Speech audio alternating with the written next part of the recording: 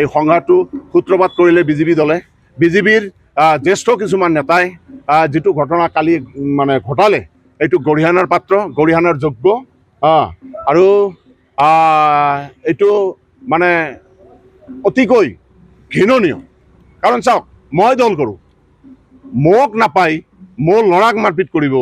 মোৰ ল'ৰাটোক কি দোষ কৰিছে?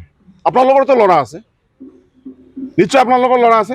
যদি মোৰ ক্ষেত্ৰত মোৰ ল'ৰাক নামাৰি পেলাই আপোনালোকৰ ল'ৰা মাৰি লয়, ৰাইজক মই কৈছোঁ, ৰাইজক মই অনুৰোধ কৰিছোঁ, আপোনালোকে চাওক বিজেপি দলৰ নিকৃষ্ট ষড়যন্ত্ৰ।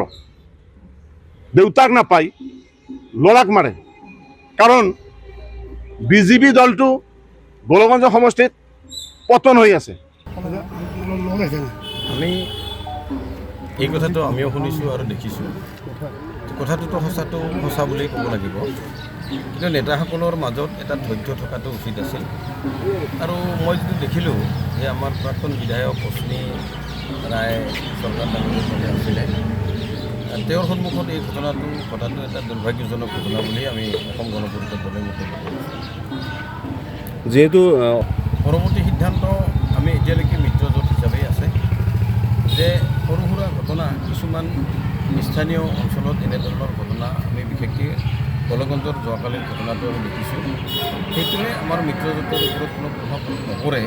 কিন্তু দলৰ কৰ্মীসকলে এই ক্ষেত্ৰত মনোবল অটুট ৰখাটো অলপ টান হয়। বিশেষকৈ তলৰ শ্ৰেণীৰ যিখিনি আমাৰ দলৰ কৰ্মী আছে তেখেতসকলৰ ক্ষেত্ৰত যথেষ্ট অসুবিধা হয় আৰু মনোবল অটুট ৰখাটো টান হয়।